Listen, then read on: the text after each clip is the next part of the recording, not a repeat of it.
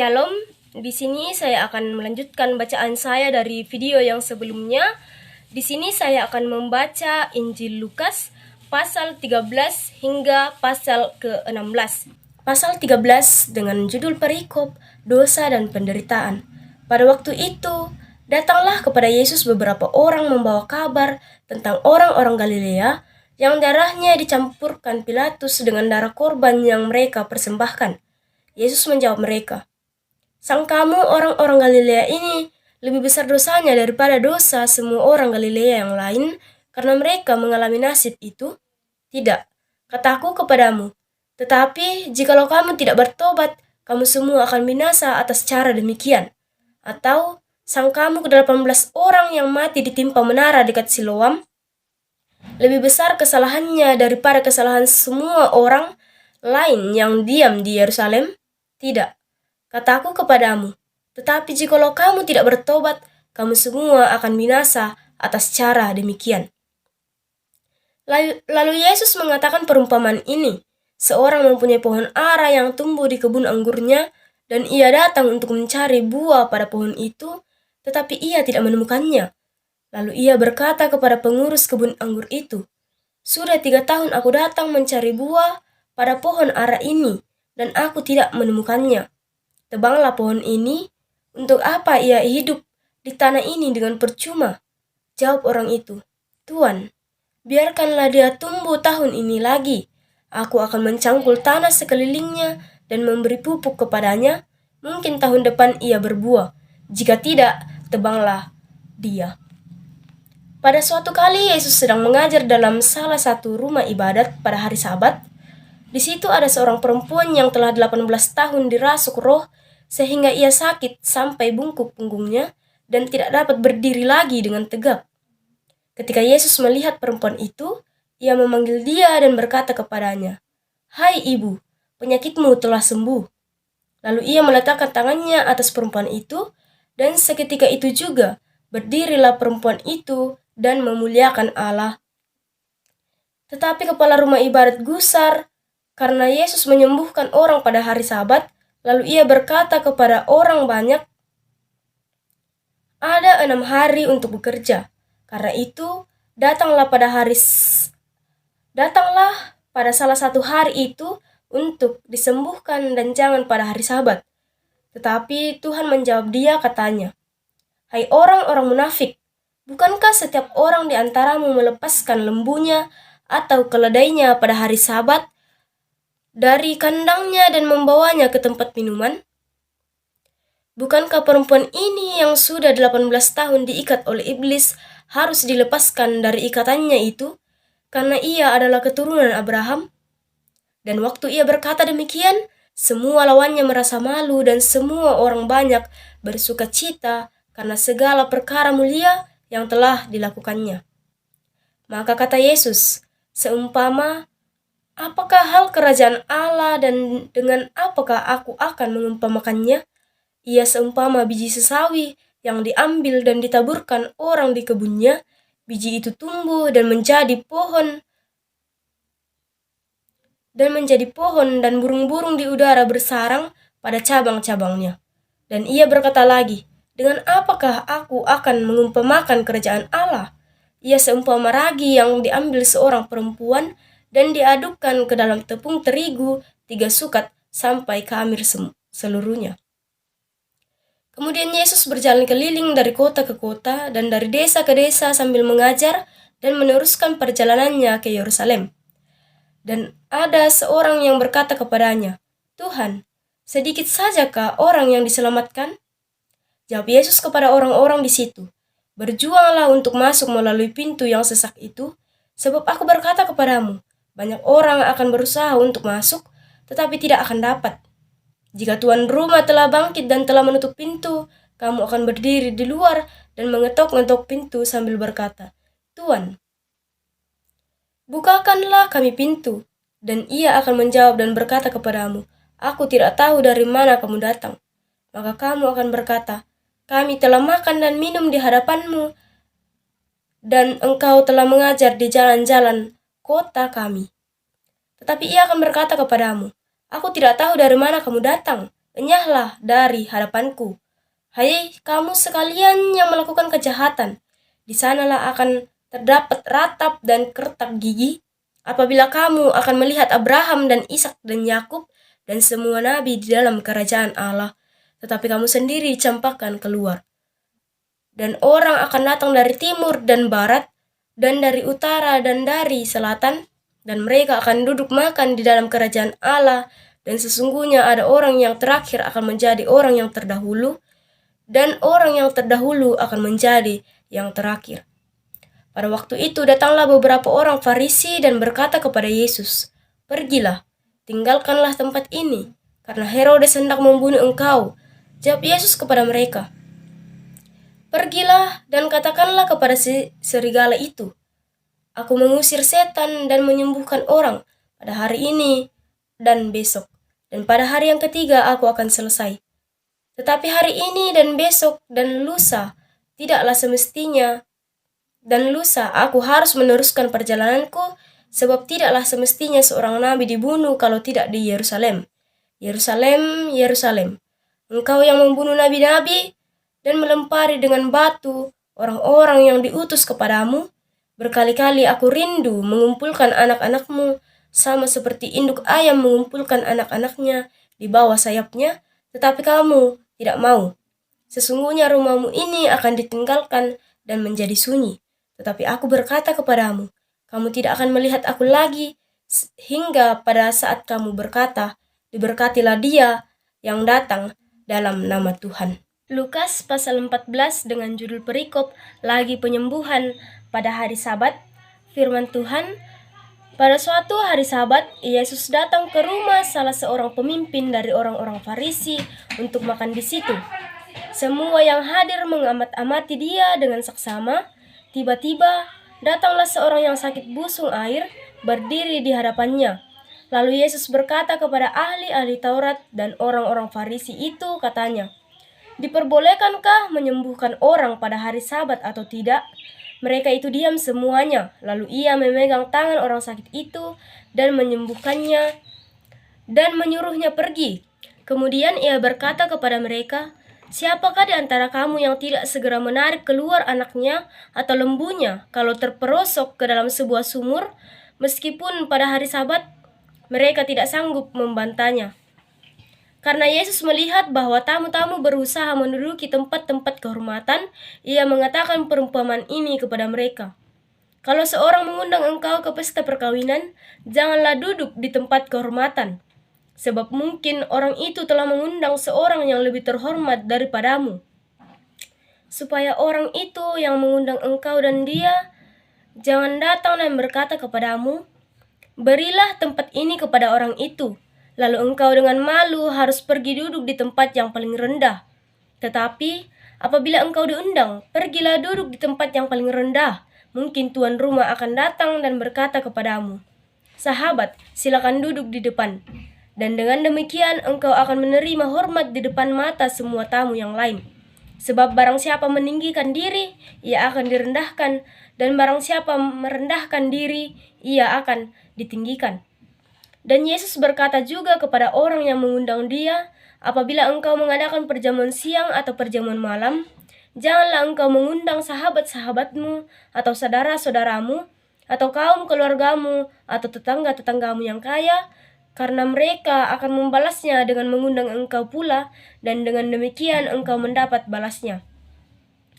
Tetapi apabila engkau mengadakan perjamuan, undanglah orang-orang miskin, orang-orang cacat, orang-orang lumpuh, dan orang-orang buta, dan engkau akan berbahagia karena mereka tidak mempunyai apa-apa untuk membalasnya kepadamu, sebab engkau akan mendapat balasnya pada hari kebangkitan orang-orang benar." Mendengar itu, berkatalah seorang dari tamu-tamu itu kepada Yesus, "Berbahagialah orang yang akan dijamu dalam kerajaan Allah." Tetapi Yesus berkata kepadanya, "Ada seorang mengadakan perjamuan besar dan ia mengundang banyak orang. Menjelang perjamuan itu dimulai, ia menyuruh hambanya mengatakan kepada para undangan, 'Marilah, sebab segala sesuatu sudah siap.' Tetapi mereka bersama-sama meminta maaf. Yang pertama berkata kepadanya, 'Aku telah membeli ladang dan aku harus pergi melihatnya. Aku minta dimaafkan." Yang lain berkata, "Aku telah membeli 5 pasang lembu kebiri dan aku harus pergi mencobanya. Aku minta dimaafkan." Yang lain lagi berkata, "Aku baru kawin dan karena itu aku tidak dapat datang." Maka kembalilah hamba itu dan menyampaikan semuanya itu kepada tuannya. Lalu murkalah tuan rumah itu dan berkata kepada hambanya, "Pergilah dengan segera ke segala jalan dan lorong kota dan bawalah kemari orang-orang miskin dan orang-orang cacat dan orang-orang buta dan orang-orang lumpuh." Kemudian hamba itu melaporkan, "Tuan, apa yang Tuan perintahkan itu sudah dilaksanakan, tetapi sekalipun demikian masih ada tempat." Lalu kata tuan itu kepada hambanya, "Pergilah ke semua jalan dan lintasan dan paksalah orang-orang yang ada di situ masuk, karena rumahku harus penuh. Sebab aku berkata kepadamu, tidak ada seorang pun dari orang-orang yang telah diundang itu akan menikmati jamuanku." Pada suatu kali banyak orang berduyun-duyun mengikuti Yesus dalam perjalanannya. Sambil berpaling ia berkata kepada mereka, "Jikalau seorang datang kepadaku dan ia tidak membenci bapaknya, ibunya, istrinya, anak-anaknya, saudara-saudaranya laki-laki atau perempuan, bahkan nyawanya sendiri, ia tidak dapat menjadi muridku. Barang siapa tidak memikul salibnya dan mengikut aku, ia tidak dapat menjadi muridku. Sebab siapakah di antara kamu yang kalau mau mendirikan sebuah menara tidak duduk dahulu membuat anggaran biayanya, kalau cukup uangnya untuk menyelesaikan pekerjaan itu, supaya jikalau ia sudah meletakkan dasarnya dan tidak dapat menyelesaikannya, jangan-jangan semua orang yang melihatnya mengejek dia, sambil berkata, 'Orang itu mulai mendirikan, tetapi ia tidak sanggup menyelesaikannya.' Atau, raja manakah yang kalau mau pergi berperang melawan raja lain, tidak duduk dahulu untuk mempertimbangkan, apakah dengan 10.000 orang ia sanggup menghadapi lawan yang mendatanginya dengan 20.000 orang? Jikalau tidak, ia akan mengirim utusan selama musuh itu masih jauh untuk menanyakan syarat-syarat pendamaian. Demikian pula lah tiap-tiap orang di antara kamu yang tidak melepaskan dirinya dari segala miliknya tidak dapat menjadi muridku. Garam memang baik, tetapi jika garam juga menjadi tawar, dengan apakah ia diasinkan? Tidak ada lagi gunanya baik untuk ladang maupun untuk pupuk, dan orang membuangnya saja. Siapa mempunyai telinga untuk mendengar, hendaklah ia mendengar." Lukas pasal 15 dengan judul perikop perumpamaan tentang domba yang hilang. Firman Tuhan, para pemungut cukai dan orang-orang berdosa biasanya datang kepada Yesus untuk mendengarkan Dia. Maka bersungut-sungutlah orang-orang Farisi dan ahli-ahli Taurat, katanya, "Ia menerima orang-orang berdosa dan makan bersama-sama dengan mereka." Lalu ia mengatakan perumpamaan ini kepada mereka, "Siapakah di antara kamu yang mempunyai 100 ekor domba, dan jikalau ia kehilangan seekor di antaranya, tidak meninggalkan yang 99 ekor di padang gurun dan pergi mencari yang sesat itu sampai ia menemukannya? Dan kalau ia telah menemukannya, ia meletakkannya di atas bahunya dengan gembira. Dan setibanya di rumah, ia memanggil sahabat-sahabat dan tetangga-tetangganya, serta berkata kepada mereka, 'Bersukacitalah bersama-sama dengan aku, sebab dombaku yang hilang itu telah kutemukan.' Aku berkata kepadamu, demikian juga akan ada sukacita di sorga karena satu orang berdosa yang bertobat, lebih daripada sukacita karena 99 orang yang benar tidak memerlukan pertobatan. Atau perempuan manakah yang mempunyai 10 dirham, dan jika ia kehilangan satu di antaranya, tidak menyalakan pelita dan menyapu rumah serta mencarinya dengan cermat sampai ia menemukannya? Dan kalau ia telah menemukannya, ia memanggil sahabat-sahabat dan tetangga-tetangganya serta berkata, 'Bersukacitalah bersama-sama dengan aku, sebab dirhamku yang hilang itu telah kutemukan.' Aku berkata kepadamu, demikian juga akan ada sukacita pada malaikat-malaikat Allah karena satu orang berdosa yang bertobat." Yesus berkata lagi, "Ada seorang mempunyai 2 anak laki-laki. Kata yang bungsu kepada ayahnya, 'Bapa, berikanlah kepadaku bagian harta milik kita yang menjadi hakku.' Lalu ayahnya membagi-bagikan harta kekayaan itu di antara mereka. Beberapa hari kemudian, anak bungsu itu menjual seluruh bagiannya itu lalu pergi ke negeri yang jauh. Di sana ia memboroskan harta miliknya itu dengan hidup berfoya-foya. Setelah menghabiskannya semuanya, timbullah bencana kelaparan di dalam negeri itu dan ia pun mulai melarat. Lalu ia pergi dan bekerja pada seorang majikan di negeri itu. Orang itu menyuruhnya ke ladang untuk menjaga babinya. Lalu ia ingin mengisi perutnya dengan ampas yang menjadi makanan babi itu. Tetapi tidak seorang pun yang memberikannya kepadanya. Lalu ia menyadari keadaannya, katanya, "Betapa banyaknya orang upahan bapakku yang berlimpah-limpah makanannya, tetapi aku di sini mati kelaparan. Aku akan bangkit dan pergi kepada bapakku dan berkata kepadanya, 'Bapa, aku telah berdosa terhadap sorga dan terhadap Bapa. Aku tidak layak lagi disebutkan anak Bapa.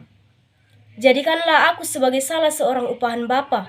Maka bangkitlah ia dan pergi kepada bapaknya. Ketika ia masih jauh, ayahnya telah melihatnya. Lalu tergeraklah hatinya oleh belas kasihan. Ayahnya itu berlari mendapatkan dia, lalu merangkul dan mencium dia. Kata anak itu kepadanya, 'Bapa, aku telah berdosa terhadap sorga dan terhadap Bapa. Aku tidak layak lagi disebutkan anak Bapa.'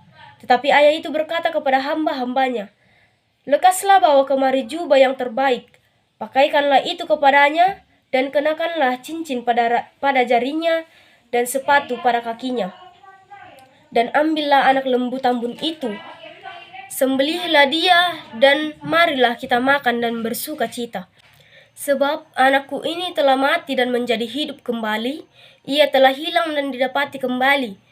Maka mulailah mereka bersukaria, tetapi anaknya yang sulung berada di ladang, dan ketika ia pulang dan dekat ke rumah, ia mendengar bunyi seruling dan nyanyian tari-tarian. Lalu ia memanggil salah seorang hamba dan bertanya kepadanya, 'Apa arti semuanya itu?' Jawab hamba itu, 'Adikmu telah kembali dan ayahmu telah menyembelih anak lembu tambun, karena ia mendapatnya kembali dengan sehat.' Maka marahlah anak sulung itu dan ia tidak mau masuk. Lalu ayahnya keluar dan berbicara dengan dia. Tetapi ia menjawab ayahnya, katanya, 'Telah bertahun-tahun aku melayani Bapa dan belum pernah aku melanggar perintah Bapa. Tetapi kepada aku belum pernah Bapa memberikan seekor anak kambing untuk bersuka cita dengan sahabat-sahabatku. Tetapi baru saja datang anak Bapa yang telah memboroskan harta kekayaan Bapa bersama-sama dengan pelacur-pelacur, maka Bapa menyembelih anak lembu tambun itu untuk dia.' Kata ayahnya kepadanya, 'Anakku, engkau selalu bersama-sama dengan aku, dan segala kepunyaanku adalah kepunyaanmu. Kita patut bersuka cita dan bergembira, karena adikmu telah mati dan menjadi hidup kembali, ia telah hilang dan didapati kembali.'" Lukas pasal 16 dengan judul perikop, perumpamaan tentang bendahara yang tidak jujur. Firman Tuhan, "Dan Yesus berkata kepada murid-muridnya, ada seorang kaya yang mempunyai seorang bendahara. Kepadanya disampaikan tuduhan bahwa bendahara itu menghamburkan miliknya. Lalu ia memanggil bendahara itu dan berkata kepadanya, 'Apakah yang kudengar tentang engkau?